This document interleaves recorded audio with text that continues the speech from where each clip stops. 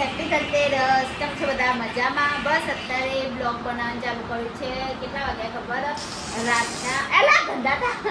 રાતના 10:30 થયા છે.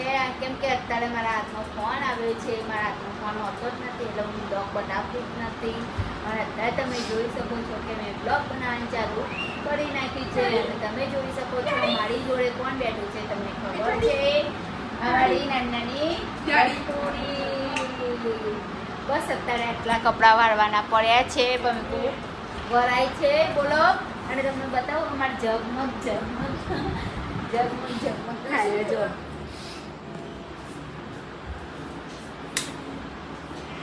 હવે નહીં દેખાય ને તમને ઝગમગ. અલા ખોલ ક્યાં ઉતાવળ? હું તારો નહીં ઉતારતી, લાઈટ નો ઉતારું જાનો.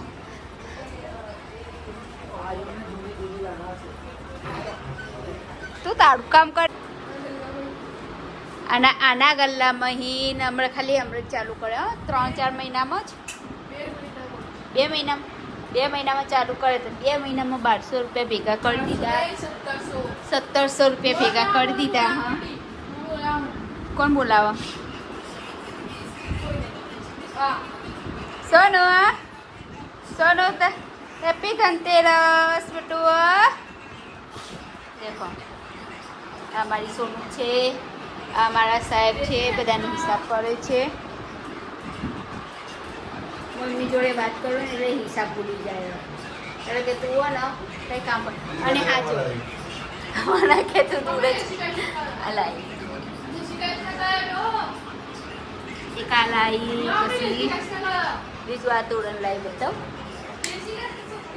આ રહ્યા તોરણ લાવી ક્યાં લાગે નહીં? સરસ લગાયા પછી સરસ લાગે. હા જો હવે અહીંયા તોરણ લાવી હતી ને તો કેવું થયું ખબર?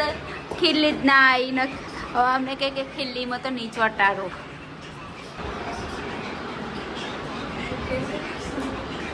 જય શ્રી કૃષ્ણ સોનવા. બસ અત્યારે લક્ષ્મીમાની પૂજા કરી નાખી છે. લક્ષ્મીમાની પૂજા કરી નાખી છે અને બીજું કાંઈ નહીં. જો આવીએ લાવી તોરણ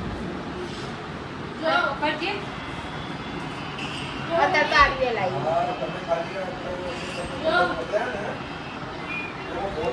બસ અત્યારે હવે ગુડ નાઇટ, જય શ્રી કૃષ્ણ. અને મારો વિડીયો તમને ગમે તો લાઈક કરજો, સબસ્ક્રાઈબ કરજો અને પ્યારી કોમેન્ટ લખતા રહેજો. પ્યારી લખજો જેમ તેમ ના લખતા. નમસ્તે સોનુ. સોનુ નમસ્તે. પર રસ્તે ખાવ ગુલાબજાંબુ. ગુડ નાઇટ, જય શ્રી કૃષ્ણ, રાધે રાધે, જય સ્વામિનારાયણ.